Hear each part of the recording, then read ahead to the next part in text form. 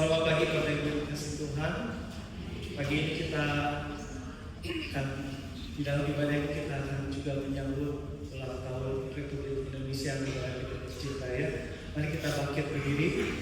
Kita mau menaikkan ulang kebangsaan Indonesia Raya.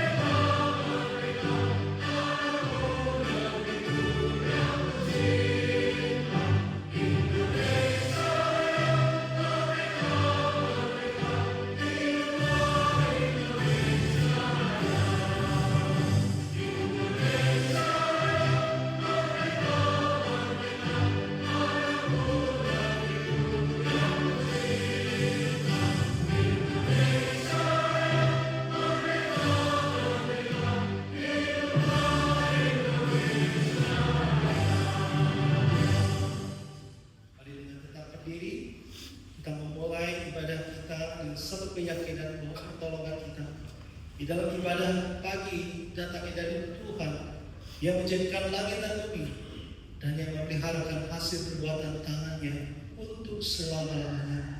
Biarlah atas kita sekalian anugerah dan damai sejahtera dari Allah Bapa, Allah Putra dan Allah Roh Kudus. Amin. Bapak Ibu bersama itu, mari kita mengambil waktu doa dulu. Siapkan hati kita untuk datang menyembah Tuhan.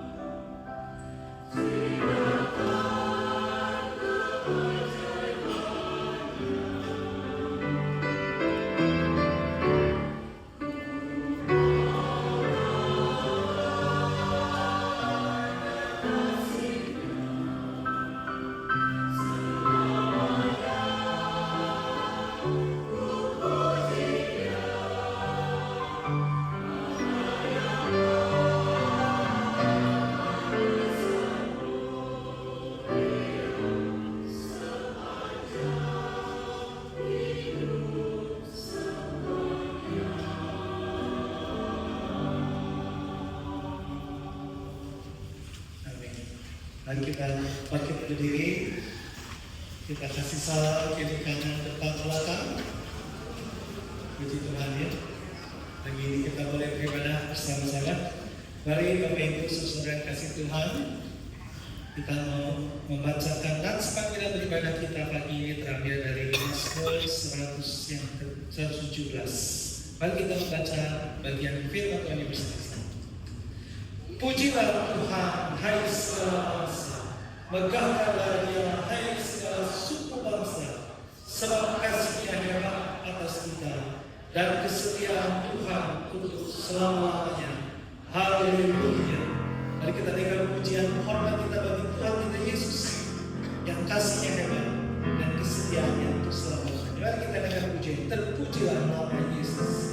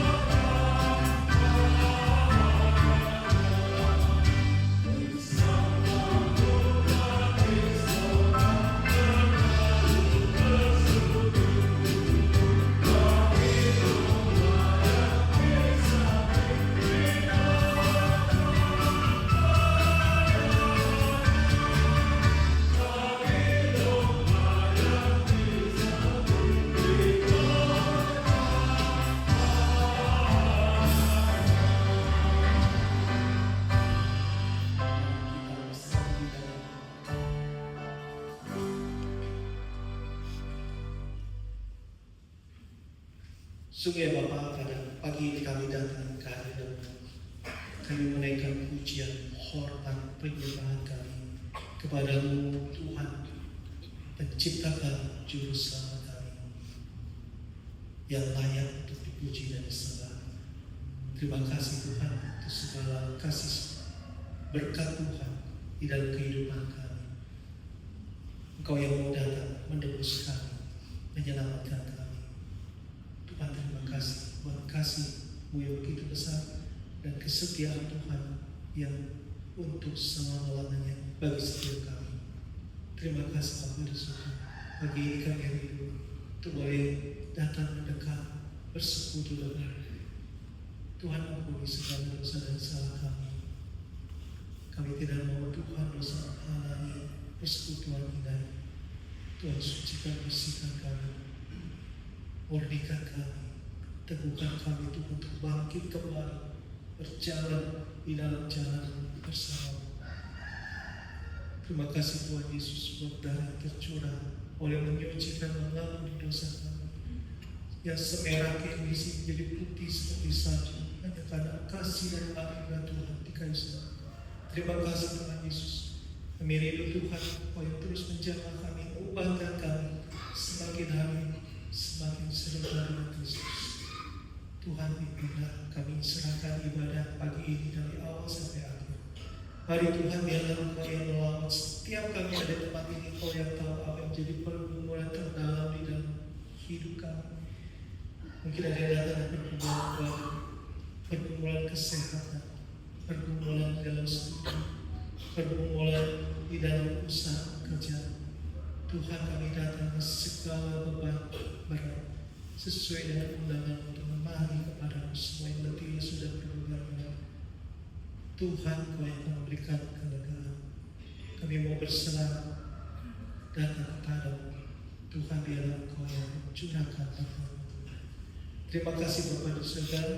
Kami ingin serahkan ibadah ini dari awal sampai akhir. Biarlah nama-Mu yang kami memuji, yang menghormat. Di dalam nama Tuhan Yesus, Tuhan Juru Selamat kami yang hidup, kami naikkan doa kami. Amin. Pakai duduk bersama dulu. Hari ini kita memperingati HUT Republik Indonesia ya. Mari kita saksikan satu video betapa kita bersyukur Tuhan boleh berkati bangsa kita ya. Boleh ditayangkan video.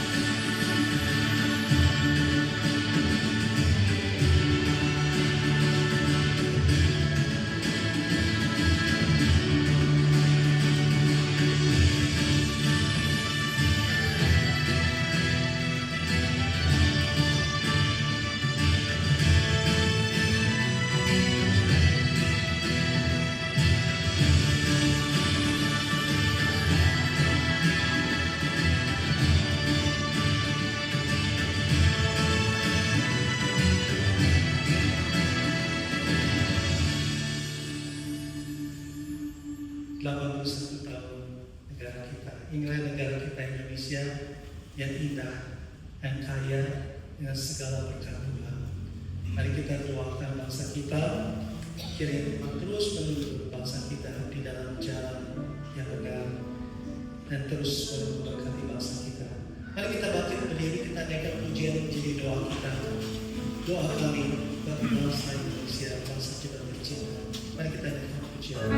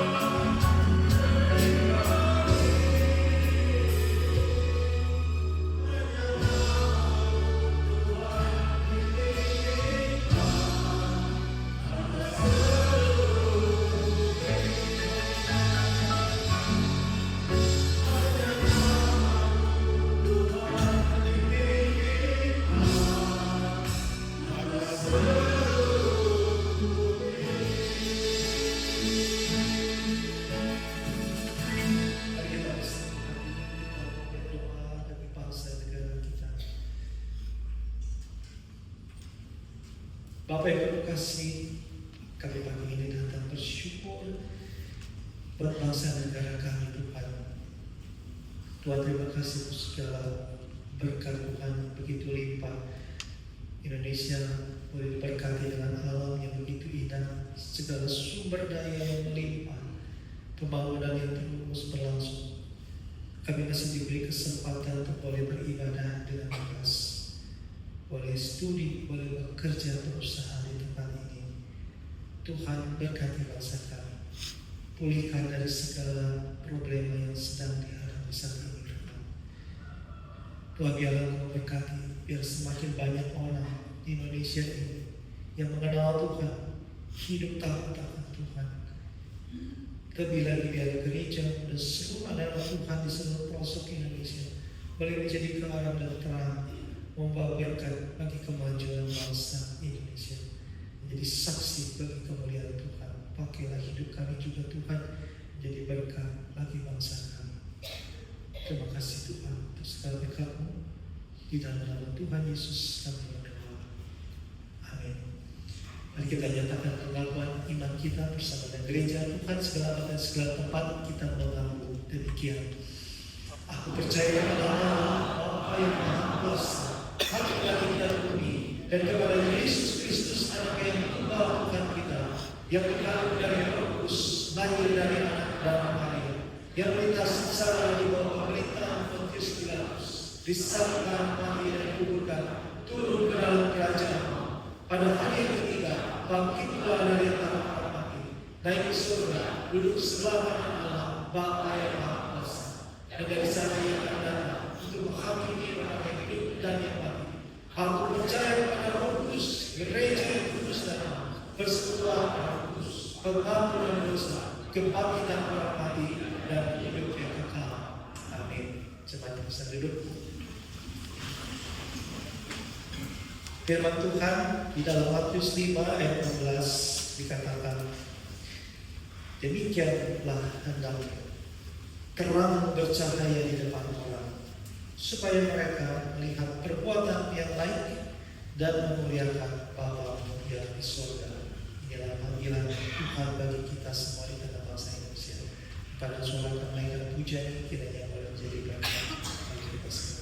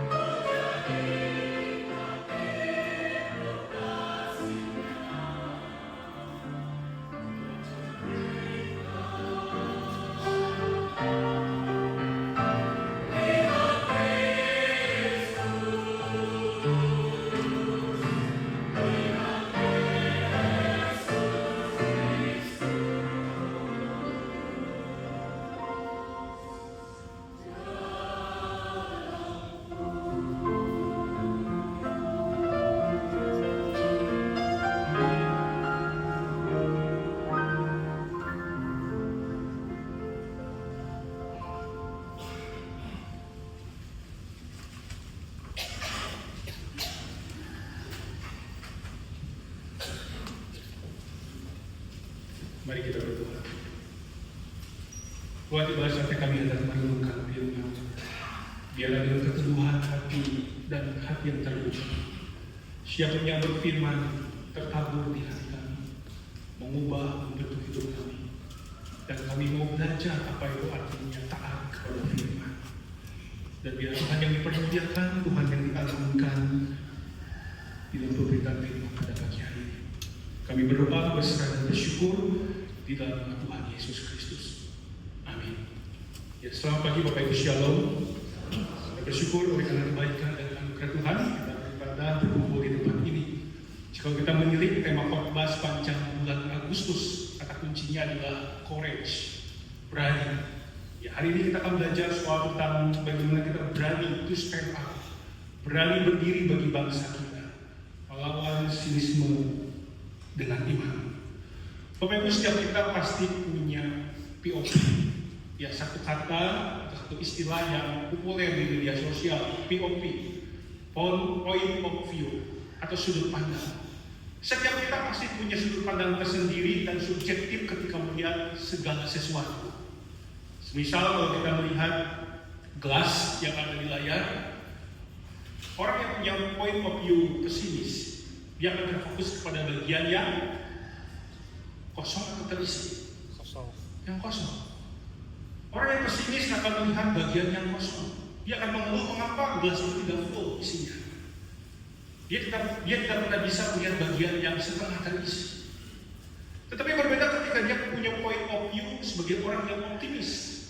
Fokusnya tertuju pada bagian yang terisi walau setengah, walau sedikit.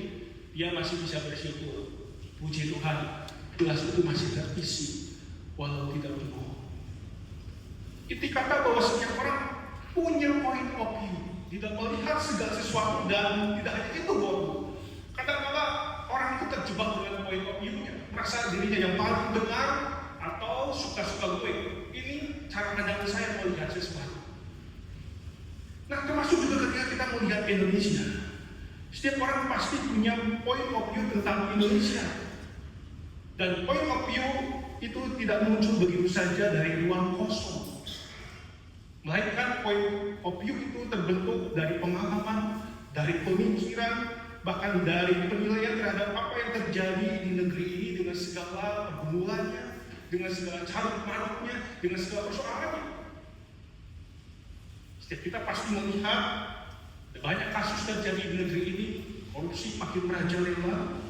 Bahkan konon katanya tahun ini, tahun 2025, indeks persepsi korupsi di Indonesia makin turun dari tahun sebelumnya. Itu artinya tingkat korupsi makin naik. Dan yang lebih ironis adalah korupsi tidak hanya sekedar terjadi di institusi tertentu, bahkan di institusi yang seharusnya menegakkan keadilan dan hukum justru bisa terjadi korupsi. Kita menyaksikan semuanya itu di media sosial, pemberitaan-pemberitaan, bukan? Demikian juga kita menyaksikan ketidakadilan masih terjadi di mana-mana. Hukum yang tebang pilih lebih tajam ke bawah dan tumpul ke atas.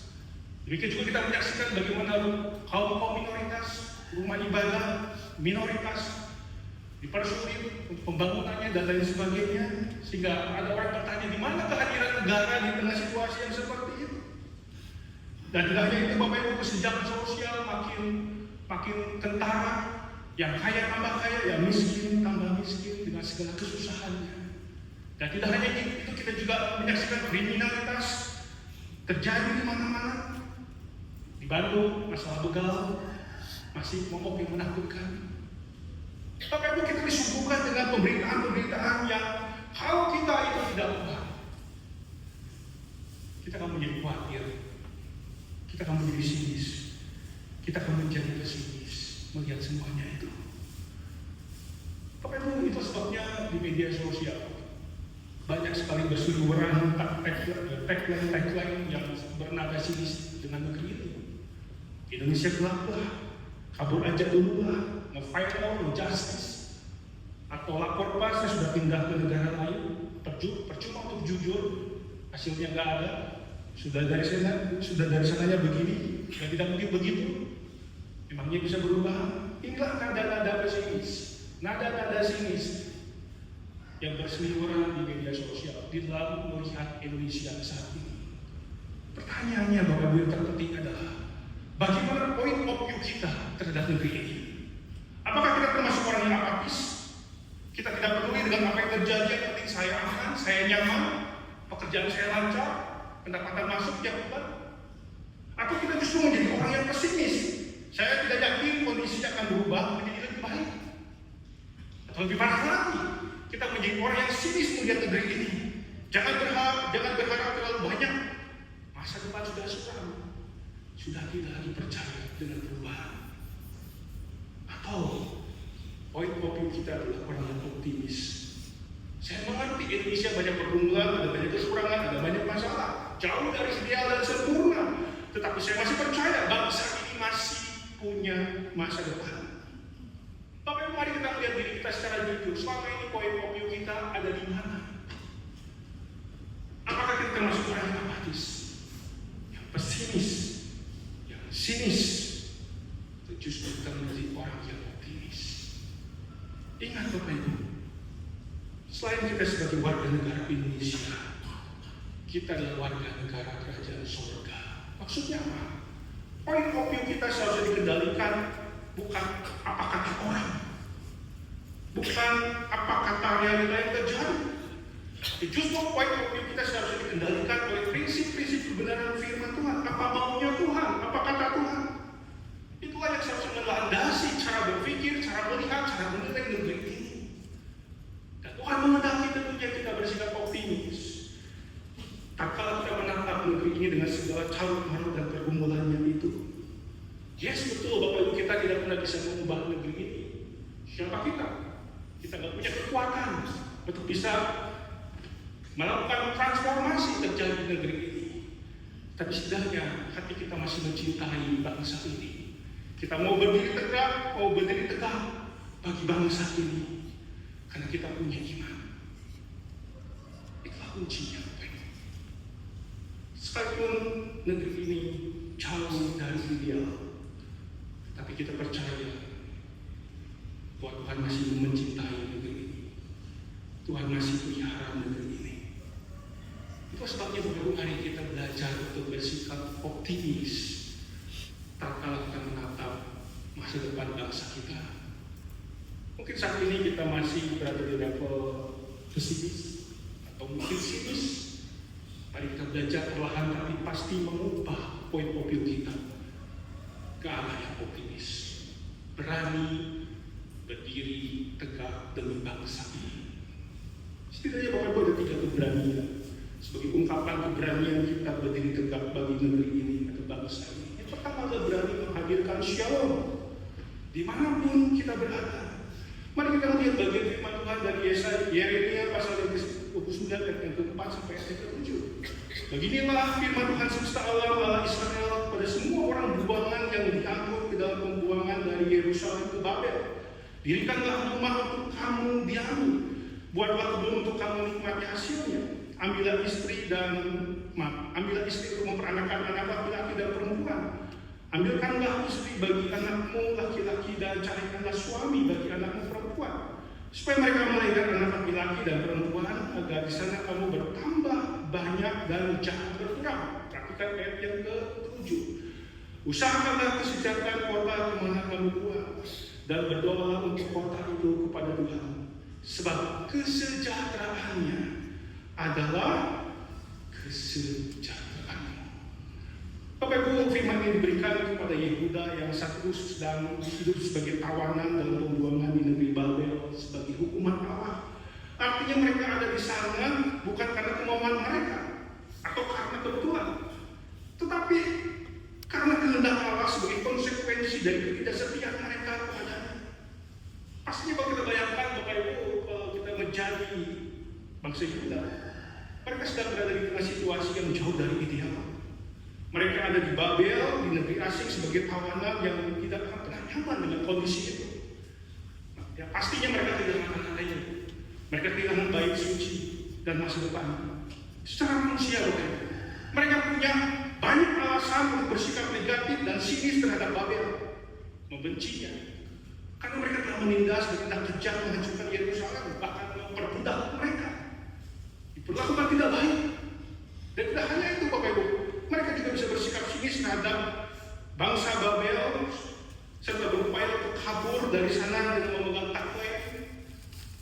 kabur aja dulu. Atau mereka juga bisa mengisolasi diri sambil menunggu Tuhan membebaskan mereka dari sana. Atau yang lebih radikal adalah mereka bisa melakukan pemberontakan, melawan pemerintahan Babel. Karena bagaimanapun mereka adalah musuh yang harus di bumi hanguskan.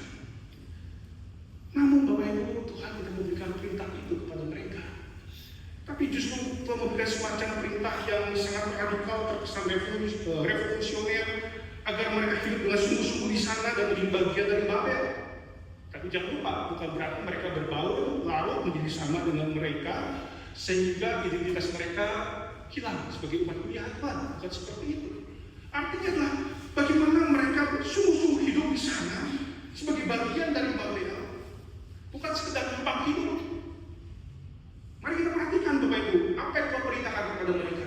Dirikanlah rumah, bercocok tanamlah, nikmati hasilnya, berkeluargalah, bertambah banyaklah, beranak cuculah.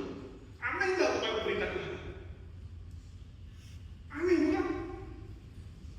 Di negeri asing, sebagai tawanan justru Tuhan ingin mereka survive. Beranak cucu, cari istri, nikmati hasilnya, bertambah banyak. Tapi yang jauh lebih aneh lagi adalah Tuhan mengendaki mereka untuk hadir bukan sekedar berada. Bapak Ibu, kata ada dan hadir dua hal yang berbeda, dua kualitas yang berbeda. Seseorang itu bisa berada tapi tidak hadir. Apa bedanya hadir dan berada, Bapak Ibu? Jelas. Perbedaannya adalah ketika seseorang itu hadir, keberadaannya memberikan dampak dan bisa dirasakan bagi lingkungan di sekitarnya. Itulah arti sebuah presence, kehadiran. Dan itulah yang Tuhan kehendaki. Itulah yang Tuhan inginkan dilakukan oleh Yehuda di negeri pembuangan agar mereka hadir. Bapak Ibu yang terkasih dalam Tuhan Yesus, perintahnya jelas agar mereka mengupayakan kesejahteraan kota kemana kamu buang, kemana aku buang, menghadirkan shalom di negeri asing yang penuh dengan tantangan dan menantang itu.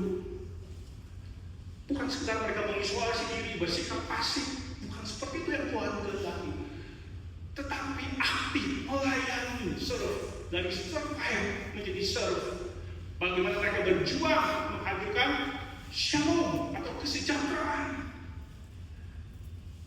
Bapak Ibu yang terkasih dalam Tuhan Yesus, Tuhan ingin mereka menjadi agen shalomnya Tuhan dimanapun mereka berada. Meskipun mereka adalah minoritas, tidak sempurna, ada dalam keadaan yang tidak sempurna dan ideal, tetapi mereka dipanggil untuk hadir menjadi berkat, bukan bersikap eksklusif, apalagi mengisolasi diri, atau bahkan yang lebih parah, menjadi biang persoalan di negeri itu. Bapak Ibu yang terkasih dalam Tuhan Yesus, demikian juga ketika Tuhan menghadirkan kita di Indonesia. Saya percaya ini buat pilihan kita Tuhan. Adakah di antara kita sebelum lahir ke dunia kita request sama Tuhan, Tuhan aku ingin lahir di kota A, kota B, atau di negara A, di negara B? Enggak kan? Tiba-tiba ada aja di Indonesia. Tiba-tiba lahir aja di kota Bandung.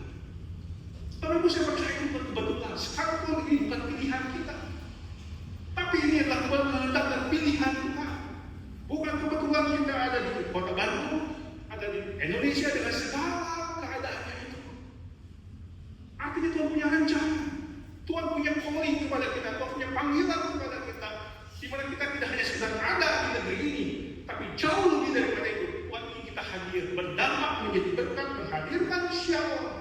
Di mana Tuhan menempatkan kita lewat keseharian kita, lewat profesi kita, lewat aktivitas yang kita lakukan. Bagaimana benar-benar kita menghadirkan shalom. Itu sebabnya Bapak Ibu, tempat kerja bukan sekedar tempat mencari nafkah. Sekolah bukan lagi sekedar menjadi tempat kita mendapatkan pendidikan. Bisnis bukan lagi menjadi tempat di mana kita menghasilkan keuntungan. Profesi bukan lagi menjadi sekedar sumber kita mendapatkan penghasilan. Tetapi bagaimana semuanya itu menjadi arena misi Allah. Melalui kita shalom itu dihadirkan.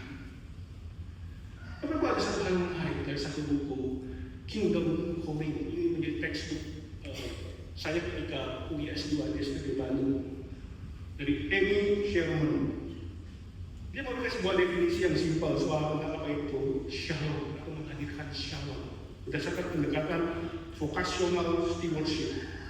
Dia mengatakan begini simpel Bapak Ibu, dengan pekerjaan, keahlian, posisi, kesempatan, reputasi, dan pengaruh yang Tuhan percayakan kepada saya, bagaimana saya dapat membuat tempat di mana saya berada menjadi lebih baik atau common good. Saya kira ini sebuah pendefinisian yang sangat simpel dan mudah diterima.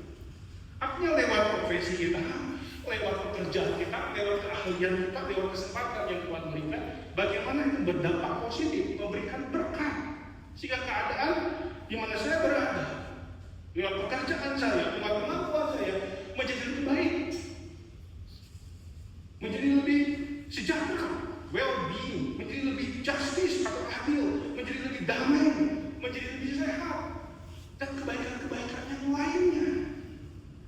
Misalnya waktu kita sebagai seorang tenaga medis, bagaimana melalui profesi kita? Orang-orang itu diberkati lewat pengobatan dan diagnosa yang tepat, membuahkan kesembuhan dan pemulihan, di mana semuanya itu dilakukan bukan karena ada motif yang egois, tapi motivasi itu tulus demi kebaikan orang lain. Demikian juga bagaimana kita sebagai karyawan atau pekerja, kita do the best, kita memegang prinsip excellency, kita lakukan yang terbaik, tidak asal bekerja atau asal selesai.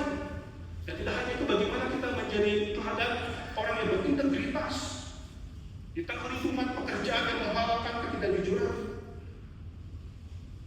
Bagaimana betul-betul Bapak Ibu keberadaan kita sungguh-sungguh menghadirkan shalom lewat pekerjaan yang kita lakukan tadi itu, lewat excellency, lewat integritas yang kita tampilkan tatkala kita bekerja. Demikian juga sebagai seorang pendidik, sebagai seorang guru, bagaimana lewat profesi itu kita membangun hidup banyak orang sehingga mereka mendapatkan, mereka mengalami perubahan hidup yang jauh lebih berkualitas dari sebelumnya. Demikian juga sebagai seorang pengusaha, bagaimana melalui bisnis yang kita bangun membuka lapangan pekerjaan yang memanusiakan manusia dengan mensejahterakan mereka lewat pemberian upah yang layak dan perlakuan yang adil.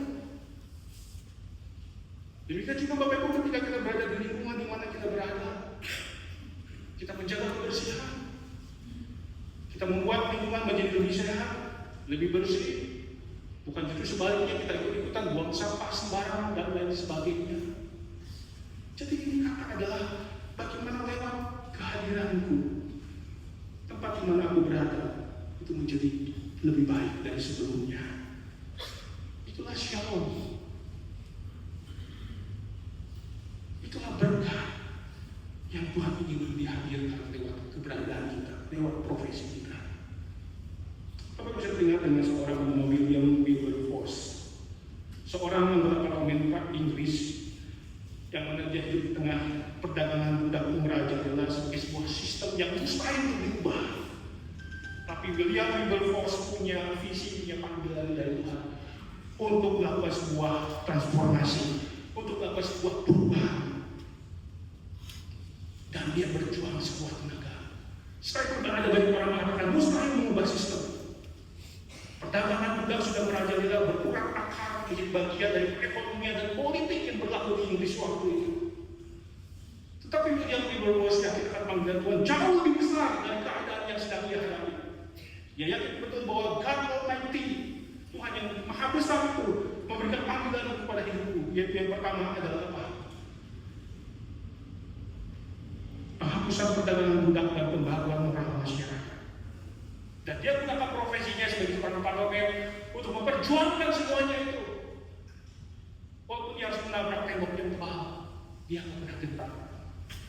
Sehingga akhirnya Bapak Ibu, 18 tahun di tengah dia mengalami kegagalan, bahkan ditolak, diancam atas perjuangannya itu. Sampai akhirnya 18 tahun kemudian dia berhasil memenangkan suara di parlemen untuk penghapusan perdagangan budak. Tetapi itu masih penghapusan perdagangan budak, bukan menghapus perbudakan itu sendiri. Singkat cerita Bapak Ibu, 46 tahun yang berjuang, akhirnya perbudakan di koloni Inggris dihapuskan secara hukum. 46 tahun Bapak Ibu dia berjuang Dia menyerukan untuk menghapuskan ketidakadilan, untuk menghapuskan kedatangan yang menghancurkan kemanusiaan manusia. 46 tahun itu. Mengapa dia bisa ngomong 46 tahun untuk memperjuangkan semuanya itu? Kan dia tahu panggilan untuk menghadirkan shalom lewat profesi sebagai seorang anggota KPP. Tentu Bapak Ibu, kita tidak harus sama menjadi seperti William Wilberforce. Kita punya panggilan tersendiri, kita punya profesi tersendiri, kita punya aktivitas tersendiri. Kita harus menjadi diri kita dimanapun Tuhan tempatkan, bagaimana melalui hidup kita shalom dihadirkan. Yang terutama shalom yang tertinggi adalah bagaimana kita memberitakan kasih Kristus, sehingga orang-orang di sekitar kita boleh mengenal Tuhan, hidupnya terhubung dengan Kristus, sehingga mengalami damai sejahtera yang sejati, mengalami puncak dari segala kebaikan, pemulihan yang sejati, bagaimana hidup mereka perdamaian dengan Tuhan dan dipulihkan. Inilah shalom yang sesungguhnya yang Tuhan ingin hadirkan lewat keberadaan kita. Menebar Injil Tuhan pada sebanyak mungkin orang di sekitar kita, sehingga mereka betul-betul mengalami shalom di dalam Kristus. Bapak, mari kita puji diri kita. Ada di level apa saat ini kita di Indonesia ini? Apakah level survive? Kita hanya bertanya bagaimana saya bisa bertahan di negeri ini, di tempat ini, atau lebih tinggi, atau jauh lebih tinggi dari sebelumnya, level sukses. Bagaimana saya bisa sukses, mendapatkan keuntungan sebesar-besarnya? Atau yang ketiga, level sosial. Bagaimana di tempat ini, bagaimana tempat ini menjadi lebih baik karena saya ada di sini. Saya dipanggil untuk menjadi berkah di mana Tuhan menghadirkan saya. Itulah sebabnya Bapak Ibu, jangan tinggalkan tempat dalam keadaan yang sama ketika Tuhan menempatkan di sana. Yang kedua adalah berani optimis bahwa Tuhan yang tergabung. Bapak Ibu, meskipun bangsa kita sedang tidak baik-baik saja, bukan berarti kita larut dalam keadaan ikut arus dengan orang-orang yang sinis, seolah tidak punya pengharapan. Ingat Bapak Ibu, kita punya iman yang berpaut pada Allah yang berdaulat. Inilah yang ditegaskan oleh penulis Amsal 21 ayat yang pertama. Hati raja seperti batang air di dalam tangan Tuhan, dialirkannya kemana ia ingin. Dalam konteks saat itu, kalau seorang raja punya otoritas yang mutlak, sebuah bangsa atau masa depannya tergantung di tangan raja. Kalau raja itu jalim, nggak jujur, maka itu mempengaruhi bangsanya. Kalau raja itu bengkok, maka bangsanya juga ikut bengkok. Jadi sedemikian besar otoritas seorang raja. Tetapi firman mengingatkan dengan begitu jelas bahwa ada yang jauh lebih berkuasa dari seorang pemimpin, dari seorang raja, yaitu Tuhan itu sendiri. Tuhan lagi memegang hati seorang raja dan mengarahkannya, katanya. Kata hati di sini bukan sekedar perasaan, tetapi bicara soal kita pusat hidup, kehendak, pikiran, keputusan, pertimbangan arah hidup. Artinya Allah memiliki otoritas yang jauh lebih besar melampaui seorang raja. Dia bisa mengendalikan pikirannya, dia bisa mengendalikan keputusannya, dia bisa mengendalikan hati para penguasa sesuai kehendaknya. Tuhan jauh lebih berkuasa dari seorang raja yang berapapun. Karena Tuhan yang memegang hati. Tuhan bisa mengarahkan, Tuhan bisa mengubah hati seorang pemimpin. Bapak Ibu, pendek kata Allah yang pegang kendali atas segala sesuatu, dan inilah dasar pengharapan kita sebagai orang percaya. Kita punya Tuhan yang melampaui segala-galanya. Bapak Ibu, orang sinis akan berkata, semua sudah keluar kendali, semuanya kacau, semuanya terlalu buruk, semuanya berantakan. Tapi orang yang percaya justru berkata sebaliknya, segala sesuatu tetap berada di bawah kendali Allah. Sekalipun bangsa kita sedang tidak baik-baik saja, menghadapi banyak pergumulan dan persoalan, ketidakadilan di mana-mana, kejahatan merajalela, seolah keadaan begitu tidak terkendali. Tapi ingatlah, Tuhan tidak pernah tertidur. Tuhan tidak pernah kehilangan kendali sedetik pun atas negeri ini. Justru Tuhan sedang memegang kendalinya. Dia turut bekerja melampaui apa yang kita pikirkan untuk menggenapi rencananya yang sempurna. Ingat Bapak Ibu, Tuhan bersama kita. Tuhan sanggup memakai siapapun, situasi yang paling buruk sekalipun, untuk menggenapi apa yang menjadi rencananya. Inilah yang membuat kita optimis tatkala menatap negeri ini. Karena kita punya Tuhan yang pegang kendali. Mari kita praktekkan stop and trust. Maksudnya apa? Setiap kali membaca berita yang membuat kita cemas, pesimis, dan marah, berhentilah sejenak. Jangan langsung bereaksi, jangan langsung marah, jangan langsung putus asa, jangan langsung sinisme, tapi berhentilah. Lalu keras, katakanlah dalam hati, Tuhan tetap pegang kendali atas negeri ini. Tuhan tetap pegang kendali atas bangsa ini. Biarkan untuk kita dibangun berlandaskan iman yang melihat dengan sangat clear dan jelas bahwa Tuhan tangannya tetap berdaulat atas bangsa ini. Inilah yang membuat kita optimis. Bukan karena kita yakin situasi akan berubah menjadi baik. Bukan. Optimisme kita berdasarkan karena kita yakin Tuhan pegang kendali. Apapun yang terjadi, semuanya tidak pernah berada di luar kendali daripada Tuhan.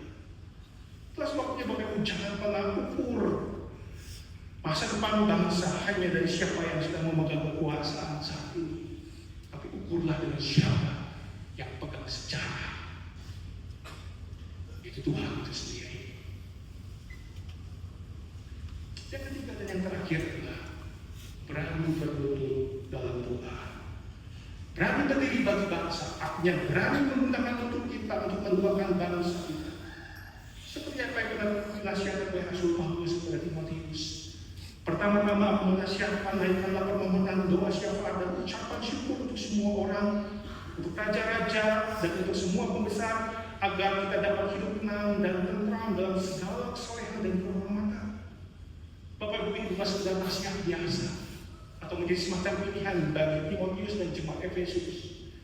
Tapi kalau kita melihat dalam bahasa aslinya, sangat kuat penekanannya, ini harus menjadi prioritas yang mendesak yang harus dilakukan oleh gereja di tengah dunia. Menjadi pendoa dan terus mendoakan bagi banyak orang, bagi semua orang, bagi para pemimpin bangsa, bagi raja-raja, para pembesar. Ini harus menjadi ciri khas dan juga karakteristik dari gereja. Bukan sekedar hanya momen tertentu mendoakannya, tapi menjadi sebuah kebiasaan, menjadi lifestyle, gaya hidup orang percaya atau gereja di tengah dunia ini. Bapak Ibu ingat ketika surat ini ditulis, penguasa yang memerintah Romawi waktu itu adalah Nero, seorang raja yang kejam anti-Kristen, yang sangat bengis menganiaya orang-orang percaya. Saya percaya ketika Rasul Paulus menuliskan nasihat ini, terbesit dalam benaknya seorang Nero, sebagai bagian dari kategori raja dan juga pembesar yang harus didoakan, disyukuri, dan diajukan permohonan untuk hal-hal yang positif baginya. Bapak Ibu, inilah panggilan kita sebagai orang percaya, mendoakan para pemimpin negeri ini, mendoakan orang-orang yang punya peran strategis di negeri ini, mendoakan bangsa ini. Karena kita punya keyakinan, kita punya Tuhan yang pegang kendali. Karena kita punya keyakinan ketika kita berdoa, kita sedang membuka pintu keajaiban yang terjadi di negeri ini. Karena bagi Tuhan tidak ada yang mustahil. Apa itu yang terkasih dalam Tuhan Yesus? Kapan kita terakhir mendoakan negeri ini? Atau jangan-jangan kita lebih banyak ngomelnya ketimbang kita mendoakannya. Tuhan tidak pernah memanggil kita untuk ngomel di negeri ini. Tuhan memanggil kita jelas lewat firman-Nya untuk mendoakan negeri ini. Itulah sebabnya Bapak Ibu, mari kita berdoa bagi negeri ini. Ubah keluhan-keluhan kita terhadap bangsa ini menjadi doa syafaat di ruang pribadi kita. Jika kita ingin sebuah perubahan, apa yang tidak pernah bisa kita kendalikan, maka mari kita berdoa pada pribadi yang bisa mengendalikannya, yaitu kepada Tuhan. Kapan kita terakhir mendoakan negeri ini? Pastinya bangsa ini butuh didoakan. Dan Tuhan memanggil kita untuk mendoakannya. Mari Bapak Ibu kita belajar. untuk berdoa bagi bangsa ini. Tuhan ingin kita menjadi terang di negeri ini. Tuhan, kita ingin sungguh-sungguh hadir di negeri ini lewat lutut kita yang mendoakannya. Mari saya menuliskan itu bagi berdiri. Bagi kita menaikkan pujian yang lain bagi bangsa ini, bagian mereka saja. Dengan penuh iman dan keyakinan, kita bawa negeri ini dalam doa-doa kita. Tuhan sanggup memulihkan negeri ini, Tuhan sanggup menegakkan perbedaan di kalangan negeri ini. Tuhan masih pegang kendali atas bangsa ini. Di tengah segala carut marut persoalan yang dialami, bagi bangsa ini kami berdiri.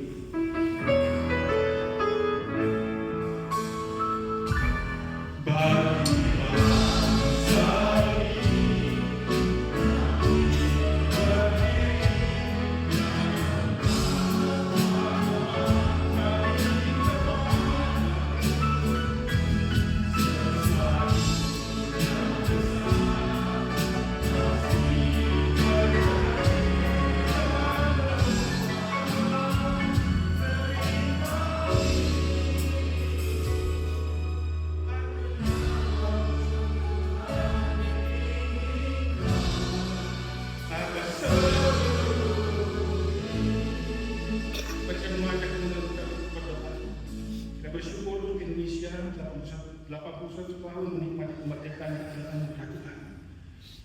Mari kita juga bersyukur untuk setiap kesempatan yang Tuhan berikan, di mana kita bisa mengais rezeki, mencari nafkah, menghirup oksigen yang sama di negeri Indonesia, dan juga menikmati kebijakan-kebijakan yang dihasilkan oleh pemerintah, yang semuanya itu mendatangkan kebaikan bagi kita. Mari kita juga doakan setiap para pemimpin, Presiden kita Prabowo dan Wakilnya Gibran, sebagai jajaran kabinet. Mari kita doakan agar Tuhan memberikan hikmat, sehingga bisa mengambil kebijakan yang mendatangkan kesejahteraan. Mari kita juga berdoa secara khusus untuk masa depan negeri ini. Kita percaya Tuhan pegang kendali atas Indonesia. Dan yang lebih khusus kita doakan untuk NTT yang mengalami gempa 7,7 skala Richter. Ada banyak korban, ada banyak orang kehilangan pekerjaan, rumah, dan lain sebagainya. Mari kita doakan Tuhan berbelas kasihan bagi para korban, dan juga bagi pemerintah yang boleh dengan sikap memberikan bantuan tepat bagi mereka. Mari Bapak Ibu kita berdoa bersama-sama untuk beberapa pokok doa ini. Bapak Ibu kami bersyukur untuk negeri kami Indonesia. 81 tahun Tuhan pelihara menghirup udara kemerdekaan, yang semuanya oleh karena pemeliharaan Tuhan, yang semuanya oleh karena anugerah Tuhan. Bahkan tidak hanya itu Tuhan, kami bersyukur untuk segala kesempatan yang Tuhan berikan. Kami hidup di negeri ini. Kami menghirup oksigen di negeri Indonesia. Kami mengais rezeki, mencari nafkah, berkeluarga di negeri ini. Bahkan kami menikmati segala kebijakan-kebijakan pemerintah yang semua itu mendatangkan kebaikan bagi kami. Sungguh Tuhan kami bersyukur untuk semuanya itu. Kami juga berdoa bagi para pemimpin yang diberikan kesempatan untuk menjadi pemimpin di negeri ini. Bagi Presiden dan Wakil Presiden, jajaran kabinet, dan juga aparatur negara. Tuhan berikan hikmat kepada mereka supaya bertanggung jawab dalam mengambil kebijakan dan keputusan yang semuanya itu boleh mendatangkan kesejahteraan bagi Indonesia. Kami juga berdoa Tuhan untuk segala persoalan-persoalan yang dialami oleh negeri ini. Tuhan berbelas kasihan bagi bangsa yang jauh dari sempurna itu, khusus untuk masa depan negeri ini. Kami yakin dan percaya bangsa kami ada di tangan Tuhan. Tuhan yang pegang kendali atas segala sesuatu. Kami juga sehati berdoa bagi NTT yang sedang mengalami musibah oleh karena gempa yang terjadi. Ada banyak korban, ada banyak orang kehilangan anggota keluarganya, ada banyak orang kehilangan pekerjaannya, kehilangan rumah harta bendanya. Mereka berduka, mereka menangis. Tuhan berbelas kasihan kepada setiap mereka. Dan tidak hanya itu, kami berdoa untuk pemerintah, baik daerah maupun juga pusat, yang sedang memperjuangkan memberikan bantuan, biar semua itu boleh tepat sasaran, dan mereka boleh merasakan kehadiran negara di tengah-tengah mereka mengalami bencana. Lebih daripada itu kami juga berdoa bagi setiap gereja, tidak hanya sekedar ada di negeri ini, tetapi menjadi garam dan terang, memberikan dampak dan menjadi berkat bagi bangsa kami, khususnya bagi para korban bencana yang ada di NTT. Bagaimana kehadiran orang percaya sungguh bisa dirasakan oleh mereka yang sedang mengalami kesulitan, dan menghadirkan shalom bagi mereka yang berduka. Tuhan berkati bangsa kami. Tuhan, kami menyerahkan masa depan kami ke dalam tangan Tuhan. Dan kiranya Tuhan yang semakin dipermuliakan di tengah negeri Indonesia. Terpujilah Bapa di surga. Kami berdoa berserah dan bersyukur di dalam nama Tuhan Yesus Kristus. Amin. Silakan kembali.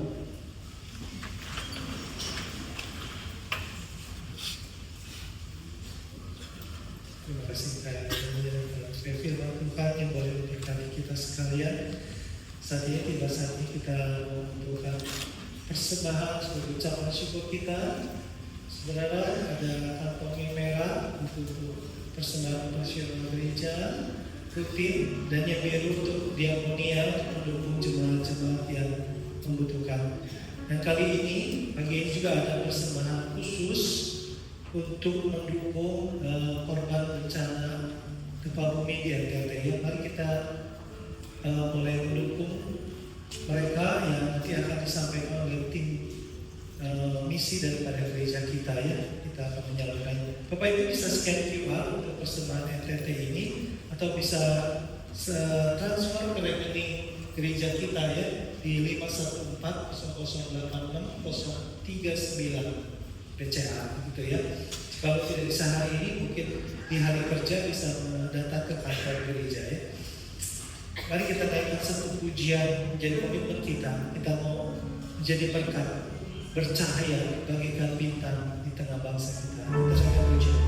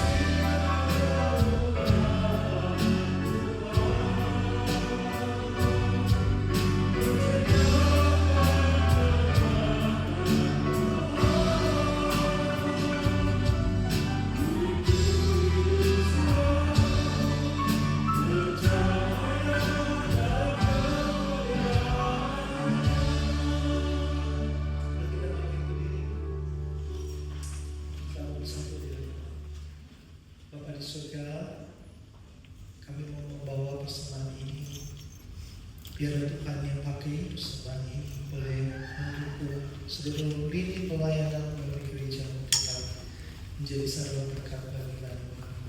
Kami juga membawa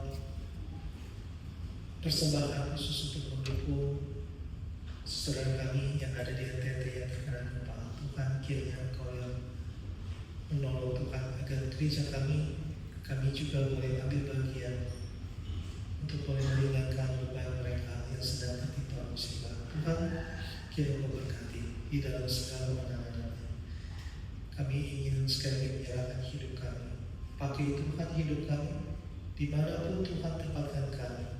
Biarlah kami boleh menjadi berkat, membawa shalom, membawa kebaikan di lingkungan, di keluarga kami, di tempat pekerjaan kami, tempat studi kami boleh menjadi saksi Tuhan yang membawa kemuliaan bagi nama Tuhan, jadi berkat bagi bangsa kami.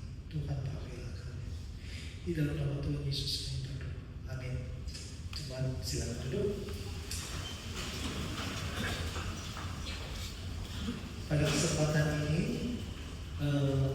saya ingin memperkenalkan ada hamba Tuhan yang diutus dari Sekolah Teologi Bandung untuk boleh bersama-sama melayani bersama-sama di tempat ini ya. Saya persilakan boleh berdiri. Ini adalah saudari Vina Trivina. Mari kita menyambut kalau ada yang berkenalan lebih lanjut silakan gitu ya. Nanti saudari Trivina akan bersama-sama selama 1 semester ya melayani di Gandul Jati. Silakan duduk. Saudara, karena undang yang akan datang, Bapak bisa hadir kembali dalam ibadah kita, dimana kita akan sama dengan satu tema mengalahkan kejahatan dengan kebaikan. Satu pergumulan yang tidak mudah, dan kita belajar dengan Tuhan bagaimana kita boleh melakukannya ya. Dan kemudian minggu ini kelas katekisasi sudah dimulai ya. Nanti setelah kebaktian 2 jam 9.30 silakan Bapak Ibu yang mau ikut boleh langsung hadir ya di ruangan bangsa. Kemudian kebaktian doa onsite jam 5 di bahasa. Mari Bapak Ibu hadir kembali, di mana kita akan sama-sama juga belajar kitab Roma ya. Minggu ini Injil Lukas dari Cornerstone akan melayani. Kalau tidak bisa onsite, mari kita hadir lewat Zoom. Kebaktian doa lewat Zoom jam 7 malam, di mana kita akan sama-sama menemukan tema bagaimana Indonesia menyongsong hari esok yang akan disampaikan Pendeta Samuel Wahidi. Mari kita berdoa bersama untuk bangsa kita hari Rabu ini jam 7 lewat Zoom ya. Kemudian untuk retreat doa tanggal 22 Agustus bagi Bapak Ibu yang sudah mendaftar, nanti akan dihubungi panitia, mohon bisa direspon gitu ya. Kumpul di gereja pada pukul 6.30, ada dicatat waktunya ya. Kemudian akan ada care group gathering hari Sabtu 5 September. Jadi silakan boleh mendaftarkan kepada ketua care group masing-masing ya untuk acara gathering ini. Kemudian dari si wanita Lydia akan memasukkan kebersamaan ke Cahaya Resort pada tanggal 21 Agustus. Pendaftaran paling lambat hari ini ya, hari ini 16 Agustus. Silakan Ibu Lydia boleh mendaftarkan diri ya bersama-sama. Kemudian dari gereja kita, terutama dari Sherman Mental Health Center, memberikan satu kesempatan untuk kita boleh konseling gratis gitu ya. Silakan memanfaatkan kesempatan ini jika Bapak Ibu membutuhkan konseling gitu ya. Kemudian ada satu video dari sekolah yang kita bina juga yang ada di BSD ya, sekolah Erenos. Ada videonya.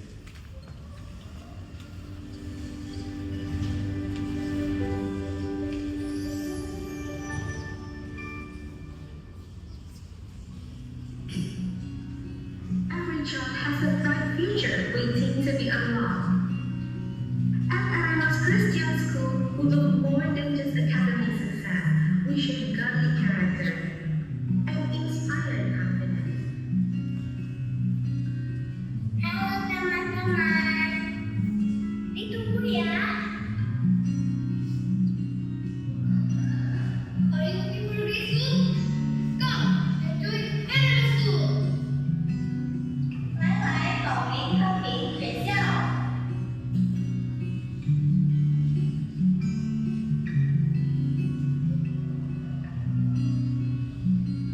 我们等着你们来。